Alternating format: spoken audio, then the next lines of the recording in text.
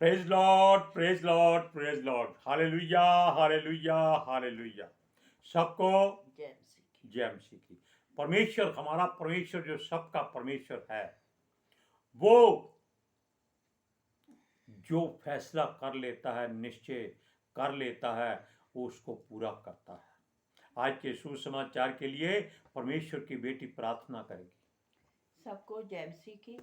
परमेश्वर आप सबके साथ है और आप सबसे बहुत प्रेम करता है। Hallelujah, hallelujah. महान परमेश्वर, सर्वशक्तिमान ईश्वर, ਜ਼ਮੀਨ ਆਸਮਾਨ ਦੇ ਮਾਲਿਕ ਤੇ ਖਾਲਿਕ, ਤੁਹਾਡਾ ਧੰਨਵਾਦ, ਤੁਹਾਡਾ ਸ਼ੁਕਰ ਕਰਦੇ ਸੁਆਮੀ, ਅੱਜ ਦੇ ਸੁੰਦਰ ਦਿਨ ਲਈ, ਸੁੰਦਰ ਸਮੇਂ ਲਈ, ਸੁੰਦਰ ਸੁਬਾਹ ਲਈ ਪਿਤਾ ਜੀ, ਜੋ ਸਾਡੀਆਂ ਜ਼ਿੰਦਗੀਆਂ 'ਚ ਬਖਸ਼ੀ ਪ੍ਰਭੂ। ਖੁਸ਼ੀਆਂ ਦੇ ਆਨੰਦ ਦਾ ਦਿਨ ਬਖਸ਼ਿਆ, ਤੰਦਰੁਸਤੀ ਦਿੱਤੀ ਪਿਤਾ ਜੀ, ਔਰ ਆਪਣੇ ਕਦਮਾਂ 'ਚ ਬੈਠਣ ਲਈ ਆਪਣਾ ਫਜ਼ਲ ਬਖਸ਼ਿਆ ਪ੍ਰਭੂ। ਇਹ ਸਭ ਤੁਹਾਡੀ ਦਇਆ, ਤੁਹਾਡੀ ਕਿਰਪਾ ਮੇਰੇ ਪਿਤਾ ਪਰਮੇਸ਼ਵਰ। ਤੁਹਾਡੀ ਬੇਟੀ ਹਿਰਦੇ ਤੋਂ ਤੁਹਾਡਾ ਧੰਨਵਾਦ, ਤੁਹਾਡਾ ਸ਼ੁਕਰ ਕਰਦੀ ਸੁਆਮੀ। ਸੱਚਮੁੱਚ ਖੁਦਾ ਜੋ ਸੇਵਾ ਬਖਸ਼ੀ ਪ੍ਰਭੂ, ਹਰ ਰੋਜ਼ ਵਚਨ ਦਿੰਦਿਆਂ ਪ੍ਰਚਾਰ ਕਰਨਾ, ਉਸ ਲਈ ਵੀ ਤੁਹਾਡਾ ਧੰਨਵਾਦ, ਤੁਹਾਡਾ ਸ਼ੁਕਰ ਕਰਦੀ ਹਾਂ। ਬੇਨਤੀ ਕਰਦੀ ਪਿਤਾ ਜੀ, ਹੁਣ ਤੁਸੀਂ ਆਪਣੇ ਵਚਨ ਦੇ ਅਨੁਸਾਰ ਸਾਡੇ ਵਿਚਕਾਰ ਆਓ ਔਰ ਵਚਨ ਪੜ੍ਹਨੀ, ਪ੍ਰਚਾਰ ਕਰਨੀ, ਸਾਡਾ ਮੂੰਹ ਬਣ ਕੇ ਬੋਲੋ ਪਿਤਾ ਜੀ, ਤਾਂ ਕਿ ਤੁਹਾਡਾ ਦਿੱਤਾ ਵਚਨ ਤੁਹਾਡੀ ਇੱਛਾ ਦੇ ਮੁਤਾਬਿਕ ਮੇਰੇ ਪਿਤਾ ਪਰਮੇਸ਼ਵਰ ਦੁਨੀਆ ਦੀ ਸ਼ੋਰ ਤੱਕ ਪਹੁੰਚੇ। ਤੁਹਾਡਾ ਧੰਨਵਾਦ, ਤੁਹਾਡਾ ਸ਼ੁਕਰ ਕਰਦੇ ਹਾਂ ਪ੍ਰਾਰਥਨਾ ਸੁਣਨ ਲਈ। ਪ੍ਰਾਰਥਨਾ ਪ੍ਰਭੂ ਯੀਸ਼ੂ ਦੇ ਸਮਰਥੀ ਤੇ ਪਵਿੱਤਰ ਨਾਮ ਵਿੱਚ ਮੰਗ ਲੈਂਦੇ। आमीन। आमीन।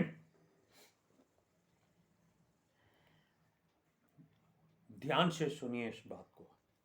हमने 2-3 दिन से एक बात बताई है कि परमेश्वर अपने लोगों को, जब उसके लोग बिगड़ जाते हैं तो गैर जातियों के हाथों में दे देता है।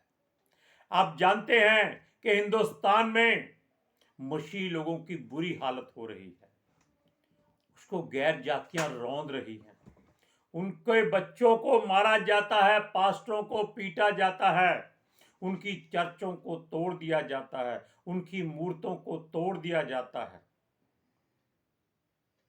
ये सभी लोग क्या है? ये सभी लोग बेबीलोन के वासी हैं, जिनके हाथों में परमेश्वर अपने लोगों को कर देता है। हालेलुया। और जब वो अपने आप को ज्यादा ताकतवर और समर्थी समझने लगते हैं कि हमको परमेश्वर ने हुक्म दे दिया है कि उसके लोगों को मारें, नाश करें, कुछ भी करें, तब परमेश्वर अपने लोगों का दुख देखता है कुछ ज्यादा हो गया है, तब वो उन लोगों को सजा देता है। बिल्कुल जैसे बेबीलोन के राज्य को परमेश्वर तबाह करने की बात, यानी कि निर्णय कर लेता है कि इसको नाश करना है, एक एक जन को मार देना है, क्योंकि बेबीलोन के राज्य के लोगों ने परमेश्वर के लोगों को दास बनाने की बजाय भेंट की वस्तु बना दिया था, बलि चढ़ाने की वस्तु, कि इनको मारो, काटो, जो मर्जी करो, कोई कुछ नहीं कहेगा, क्योंकि वो समझते थे यहोवा उनके साथ हो गया है। हमने आपको बताया है कि वो उन्हीं लोगों को कहता है कि तैयार हो जाओ, अपने अपने ढाल उठा लो, अपने तीरों को पैना कर लो, तेज कर लो, तीखा कर लो, और दूसरे उसके विरोधियों को भी कहता है कि तैयार हो जाओ, बेबीलोन के राज्य पर आक्रमण करना है, घेर लो इसके राज्य को। ये बातें क्यों होती हैं? ये बातें हिंदुस्तान में भी होंगी। जितने लोग आज परमेश्वर के लोगों को तंग कर रहे हैं, मार रहे हैं, परमेश्वर के वचनों की पुस्तकों को जला रहे हैं, जिनकी अपनी पुस्तक एक भी जलाकर देख लो तो सारा हिंदुस्तान जलाकर राख कर देंगे, और परमेश्वर ऐसा ही करेगा, इन्हीं के हाथों से इनका खुद का सत्यानाश कराएगा। ध्यान से, ऐसे मत बनिए कि परमेश्वर आपकी बात से दूसरों के सामने कुछ कमजोर पड़ जाए। परमेश्वर कभी कमजोर हो नहीं सकता, लेकिन दूसरों की निगाहों में ऐसा हो जाता है कि इनका पिता ही इनको पिटवा रहा है, हम क्या करें, मारो।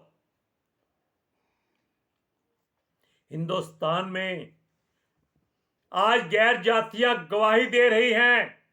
आप YouTube पर देखिए, लोग बड़े बड़े संत जो प्रचार करते हैं दूसरे धर्मों का, वो खुद इस बात को इकरार करते हैं, कबूल करते हैं। पंजाब में ही सोच लो, वो कहते हैं 10 साल के बाद यहां केवल मसीही लोग मिलेंगे। ये पंजाबिस्तान नहीं होगा, ये मसीहिस्तान होगा। और ये बात परमेश्वर उनके मुख से निकलवा रहा है कि जो लोग परमेश्वर के लोगों को तंग कर रहे हैं, वो जान लें कि 10 साल के बाद उनका हश्र क्या होने वाला है। 10 साल यूं ही गुजर जाते हैं। प्रकाशित वाक्य में लिखा है कि तुम्हें केवल 10 दिन कष्ट भोगना है। आप जानते हैं कि परमेश्वर का एक दिन आपके 1000 साल के बराबर है। अगर आप 1 साल भी लगाएं तो 10 साल पूरे हो जाते हैं। और ये गैर जातियां अपने मुख से कबूल कर रही है। परमेश्वर मादी राजाओं को पुकारता है, आ जाओ, आ जाओ, भोजन तैयार है आपके लिए, मारो, काटो, जो चाहे करो। हालेलुया। क्योंकि इन लोगों ने, ये जो लोग परमेश्वर के लोगों को तंग करते हैं, ये परमेश्वर के लोग नहीं, उसके मंदिर हैं।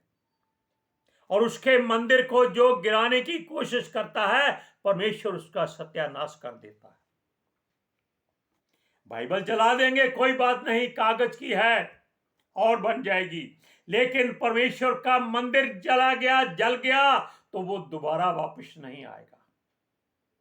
इसलिए परमेश्वर अपने लोगों की सुरक्षा करता है, लेकिन ये लोग मूर्खता कर बैठते हैं।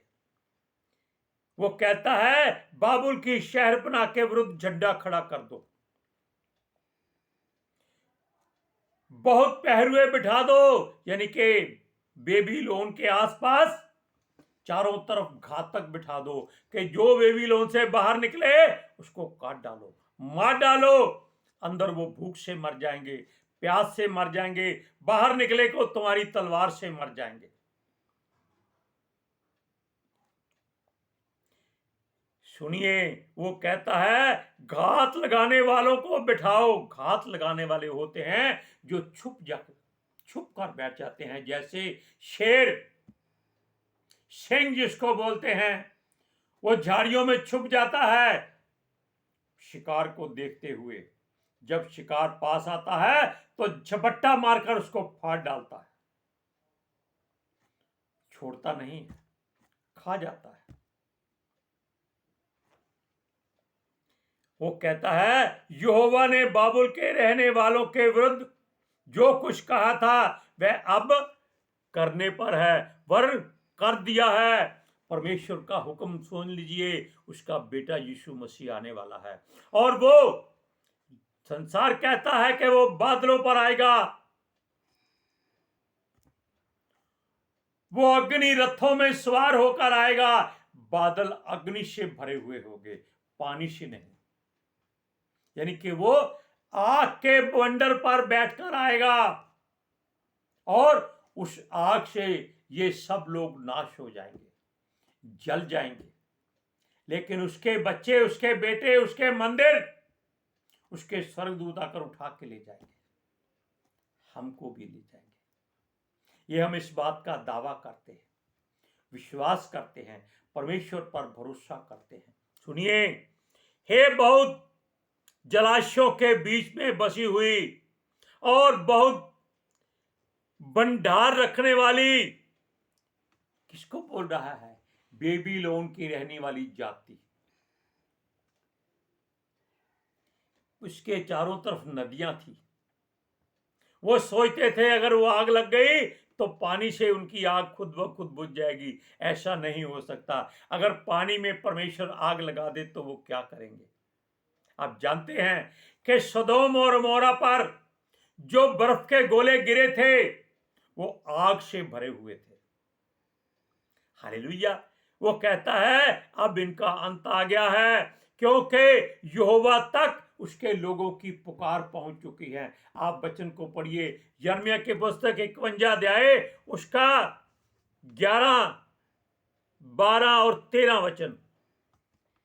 तीरों को पहना करो, डालें थामे रहो, क्योंकि यहोवा ने मादी राजाओं के मन को उबारा है। उसने बेबीलोन को नाश करने की कल्पना की है, क्योंकि यहोवा अर्थात उसके मंदिर का यही बदला है। बेबीलोन के शहर पर नाश के विरुद्ध झंडा खड़ा करो, बहुत पहरे बिठाओ, गात लगाने वालों को बिठाओ, क्योंकि यहोवा ने बेबीलोन के रहने वालों के विरुद्ध जो कुछ भी कहा है वह अब करने ही पर है, वरन किया भी है। हे बहुत जलाशयों के बीच बसी हुई और बहुत भंडार रखने वाली, तेरा अंत हो गया। तेरे लोग की सीमा पहुंच गई है। सेनाओं के यहोवा ने अपनी ही शपथ खाई है कि निश्चय मैं तुझको टिड्डियों के समान अनगिनत मनुष्यों के से भर दूंगा और वह तेरे विरुद्ध ललकारेंगे। वो कहता है तेरी सीमा खत्म हो गई है। पंजाबी में कहते हैं ओए हाथों बाहर ना जाए, बोलते हैं ना कि अपनी सीमा से बाहर मत जाओ।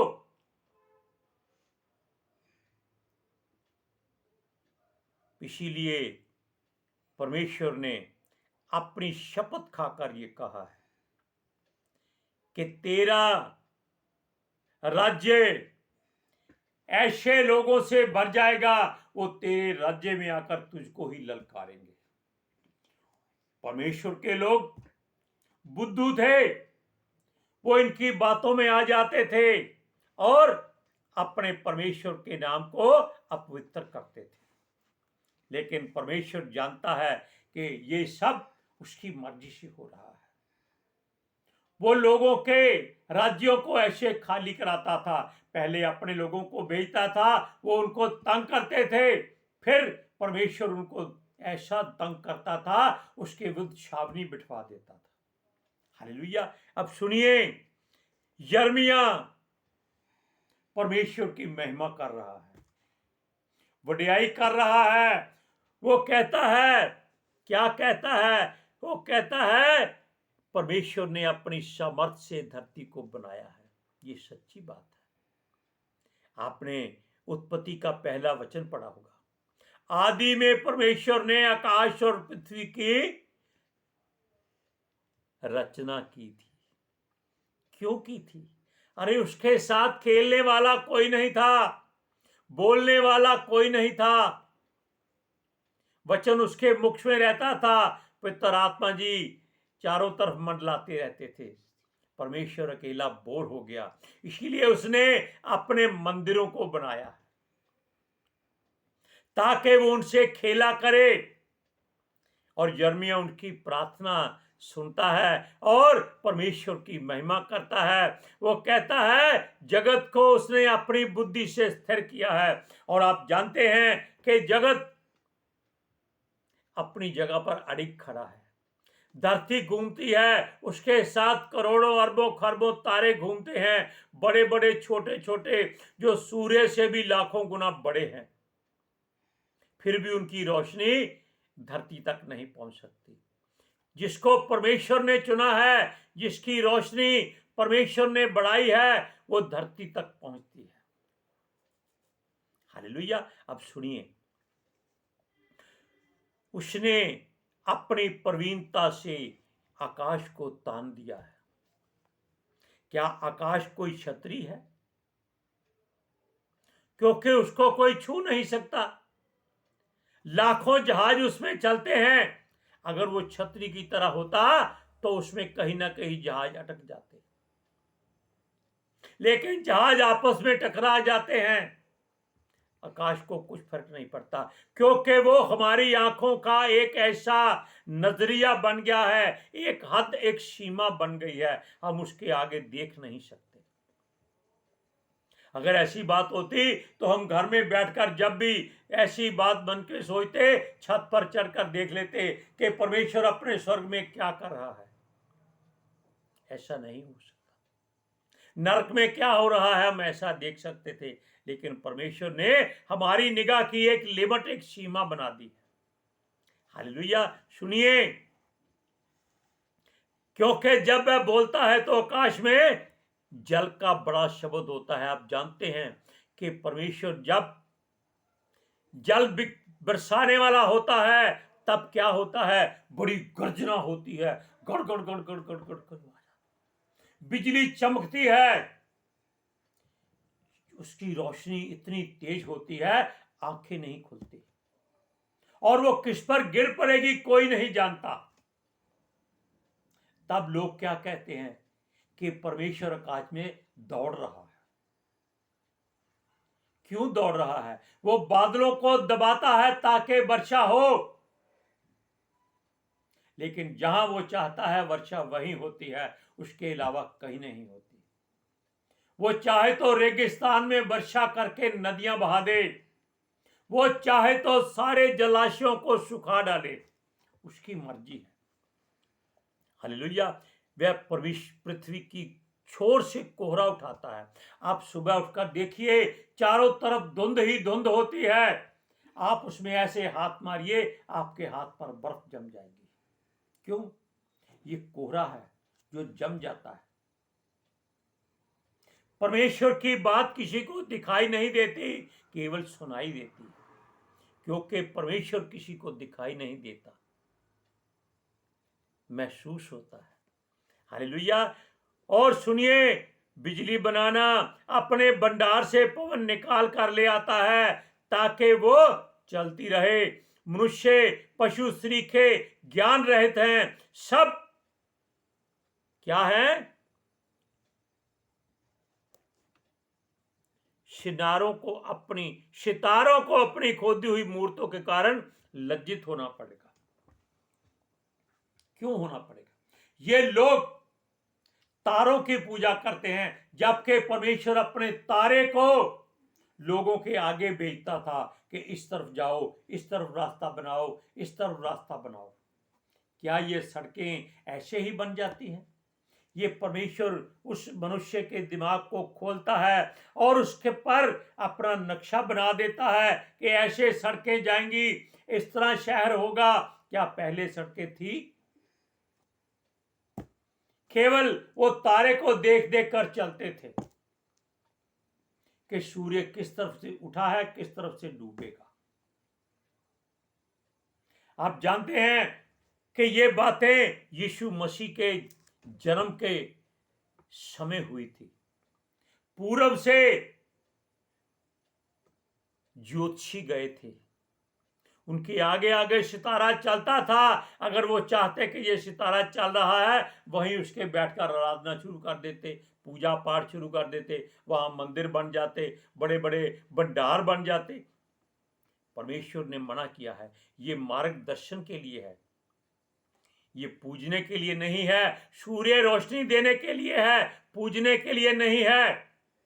पृथ्वी गंदा करने के लिए है, और गंदगी में आप भोजन खाएंगे, ये उसके लिए है। क्यों? आप पैरों से पृथ्वी को रौंदते हैं, उसी में अपना भोजन बीजते हैं, और फिर उसी को खाकर कहते हैं मैं तो। सुनिए, सब सितारों को अपनी खोदी हुई मूर्तों से कारण लज्जित होना पड़ेगा, क्योंकि उसकी ढाली हुई मूर्तें धोखा देने वाली हैं और उनके कुछ भी सांस नहीं चलती, क्योंकि ये पत्थर, लकड़ी, सोने, चांदी की मूर्तें हैं। आप बता दीजिए कि कोई मूर्त एक जगह रखकर सुबह दूसरे कमरे में आपको मिलेगी? ये कभी नहीं हो सकता। आप उसको उठा के लेके जाएंगे, यानी कि आप अपने परमेश्वर को खुद ही उठाते हैं, खुद ही उसके सामने माथा टेकते हैं।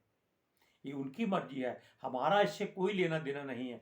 परमेश्वर कहता है कि सूरज चांद तारे जो बने हुए हैं ये उसके हैं, वो इनको अब खत्म करने वाला है। अब ये समय आ चुका है, ऐसा ही होगा।